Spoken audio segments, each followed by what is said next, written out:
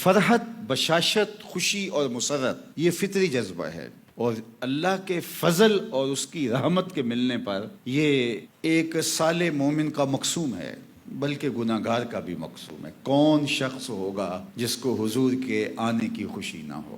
جو فل یفرحو کا حکم ہے، اس میں فرحت کو عام رکھا گیا ہے۔ اب وہ فرحت کا اظہار کیسے کرنا ہے، یہ ہر شخص کے ذوق پہ چھوڑ دیا گیا ہے۔ کوئی روزہ رکھ کے فرحت کا اظہار کرتا ہے، کوئی کھانا بانٹ کے فرحت کا اظہار کرتا ہے، کوئی خشک راشن دینا چاہتا ہے، کچھ لباس بانٹتا ہے برہنہ بدن کو، غربا کو، کوئی چراغاں کرتا ہے، کوئی محفل کا انعقاد کرتا ہے، کوئی عقیدتوں کے رنگ میں ڈھل کے ذوق و شوق سے نعرے لگاتا ہے۔ ہر شخص کا اظہار فرحت کا سلیقہ اور اس کا جبلی، طبی اور فطری رجحان اور ذوق الگ الگ ہے۔ آپ غربا و مساکین کو راشن بانٹیں، آپ اللہ کے حضور شکر کے سجدے کریں، سب مروج ہے۔ اللہ کے محبوب تشریف فرما ہوئے مجمع اصحاب میں مسجد نبوی کا ایک کونا تھا، اور وہ ایک مجلس برپا کیے ہوئے تھے۔ حجرہ انور سے نکلے اور ان سے پوچھا ما اجلسکم، تمہیں کس چیز نے بٹھایا ہے؟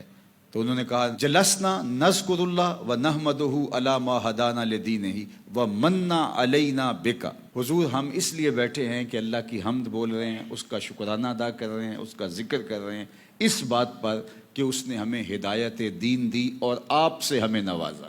آپ جو مل گئے مصطفیٰ، اور کیا چاہیے؟ فضل رب العلا، اور کیا چاہیے؟ من علینا ربنا اذ بعث فینا محمدا۔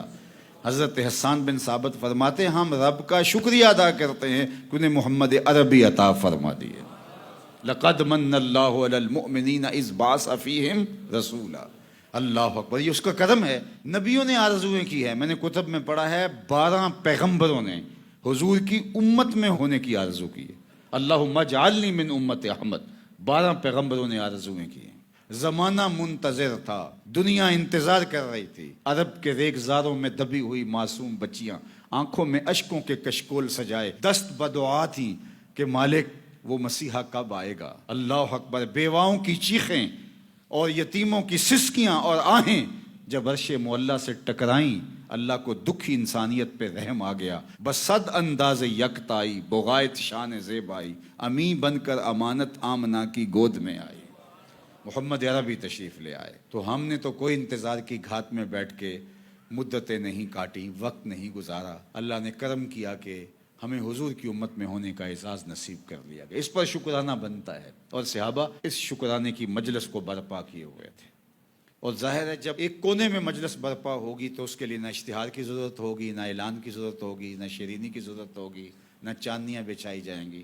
ابھی اختتام ہوتا ہے جمعۃ المبارک کا، تو 10 آدمی کسی کونے میں بیٹھ جاتے ہیں تو ختم، محفل ہو گئی۔ لیکن اب آپ نے اگر کوئی 200 آدمیوں کو بلانا ہے، 600 لوگوں کو بلانا ہے، 1000 کا اجتماع کرنا ہے، تو پھر یہ اس حجم کا تقاضا ہے کہ آپ اشتہار بنوا رہے ہیں، اس بڑے اجتماع کی اجتماعیت کا تقاضا ہے کہ آپ اس کے لیے چاندنیاں بچھا رہے ہیں، اس کے لیے آپ جو ہے وہ ساؤنڈ سسٹم لگا رہے ہیں۔ تو اصل روح کیا ہے کہ آپ ذکر کی مجلس کو برپا کرنا چاہتے ہیں۔ اگر گھر میں آپ بچوں میں بیٹھ کے برپا کر لیں گے تو آپ کو کسی اشتہار کی ضرورت نہیں ہوگی، وہی چادر بچھائیں گے یا مصلی پہ بیٹھے بیٹھے اطراف میں بچے بیٹھ جائیں گے، حضور کا ذکر ہو جائے گا۔ نہ کسی خطیب کی ضرورت، نہ کسی قاری اور نہ کسی نعت خواں کی ضرورت۔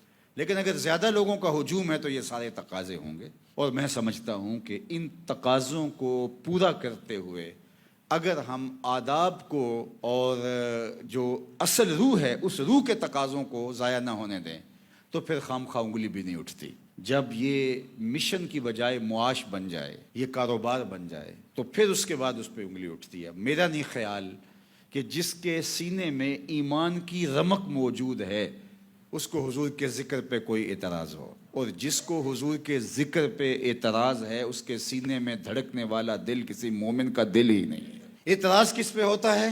جو ایسی چیزیں ہوتی ہیں جو شریعت جن کی اجازت نہیں دیتی۔ اللہ اکبر۔ ہاں، اگر اس کو بہانہ بنا کے اصل کو روکنے کی کوشش کی جائے تو یہ ایک دوسری چیز ہے۔ اگر مرور زمانہ کے ساتھ کچھ خرابیاں آ گئی ہیں، معاش بن گیا ہے یہ مقدس مشن، تو پھر ہمیں تنقی کی ضرورت ہے، صفائی کی ضرورت ہے. وہ اگر ہم کریں گے تو پھر ایک خوبصورت شکل نکلے گی، اور الحمدللہ ادارت المصطفیٰ نے اس کی شعوری کوشش کی ہے اور جس کا نتیجہ پایا ہے. ایسے لوگ جو معترض ہیں وہ ہماری مجالس کے اندر آ کے بیٹھتے ہیں اور وہ کہتے ہیں اگر یہ مجلس میلاد ہے تو ہمیں کوئی اعتراض اس پہ نہیں ہے.